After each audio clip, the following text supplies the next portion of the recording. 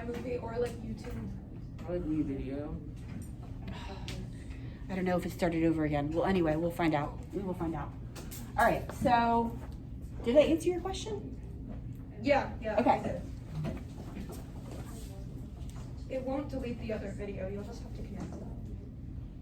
And we'll work on that. Okay, so y equals a, the amplitude is 5. We decided we were writing sine because it's easiest.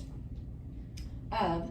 Now, since the period is pi and the parent function is 2 pi, right? 2 pi divided by b.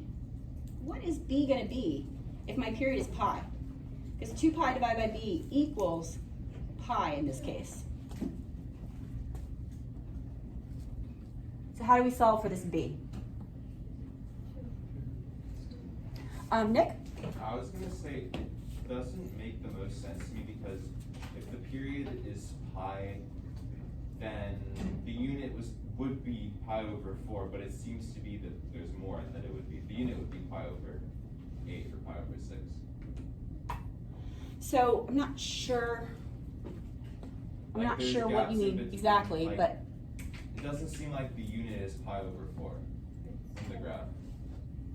okay. I mean, it's really hard to read, but I tried to show you that if this is pi, halfway through here is pi over 2, right? So it's just cut up into a bunch of different pieces, and it's not cut up into 4 nice pieces like when we graph it. This is just somebody else graphed it.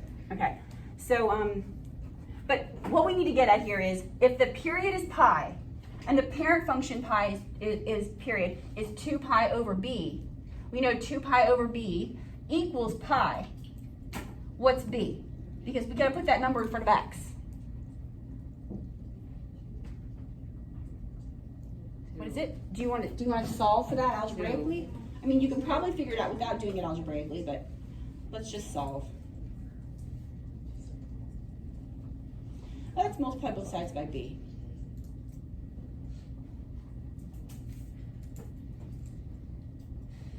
Now we can just cancel these pi's. So it's 2. I heard somebody say it. 2. That's the easy, I mean, there are an infinite number of ways to write this equation, okay?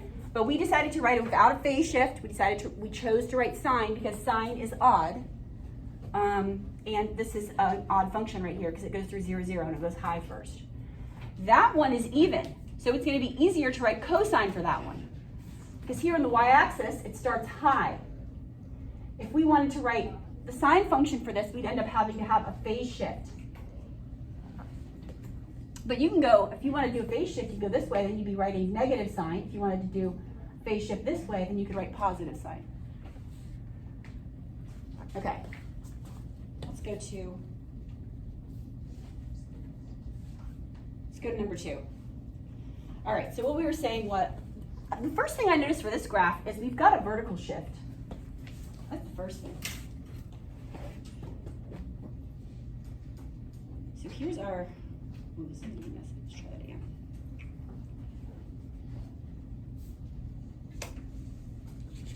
Because now you can kind of see those points now. And now you can see the amplitude. What's the amplitude? 2. Okay.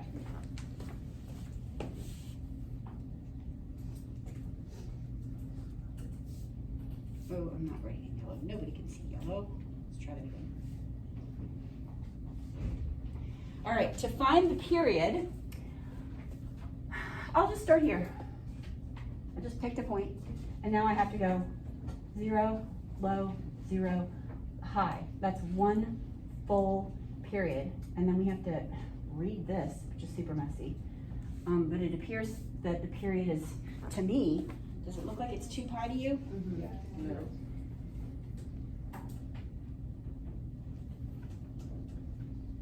Okay, we chose not to do a phase shift because we're starting high, so we can just, our original cosine of 0 is 1.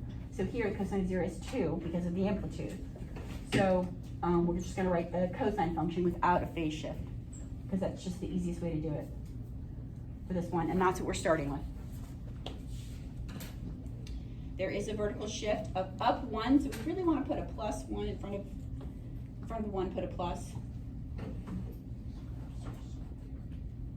All right, there is the amplitude, cosine of. The period is 2 pi, and the parent function's period is also 2 pi, so we don't need to, b is just 1. So that's just x. And then there's a vertical shift, so it's plus 1. How are we doing? Good. Excellent. I have a question. Yes. So how do we know that that's cosine? When we look at each of these two functions here, this one goes through 0, 0. Just like the, here's the parent. Let me see if I can draw. Here's the parent function for sine. Is this on my, yeah. Okay. 0, 0. Goes 0, high, 0, low, back to 0. Okay? That's y equals sine of x. So, because the parent function goes through 0, 0, sine of x goes through 0, 0, I looked at this graph and I said, this one goes through 0, 0, it's odd, just like the original parent function, it's easiest to write sine of x. So I chose sine of x. That one, it's easier to write cosine because the cosine of 0 is 1, so cosine starts high. 0, low, 0, high. And that's also because the cosine function is even. So this function is also even. It just has a vertical shift and an amplitude of something other than 1. It's got a stretch. So I chose cosine because then I wouldn't have to do a phase shift. If you chose to write the equation for sine of x, which we are going to do, we did last class, and we're going to do more, then I would have to have a phase shift because it's odd. So if I decided I wanted to make this my new 0, 0, then I'd have to write y equals negative sine of x because it starts high and it goes low. And the original parent function for sine of x goes high first. So if I wanted to write positive sine of x for this one, I'd have to have a phase shift go left. Make this my 0, 0, then I can start high.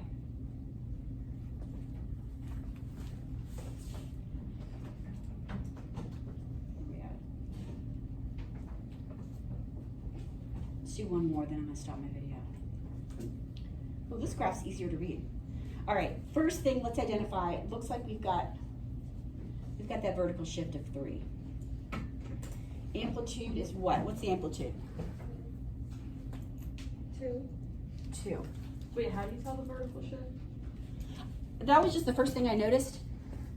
We take the x-axis and they moved it up.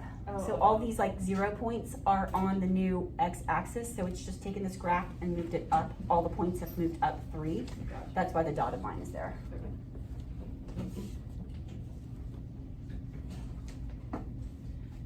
Okay, so if I start here and I start high and I go 0, low, 0, high, that's one full period. We're going from 0 to 6 pi. So the period for this particular function is 6 pi.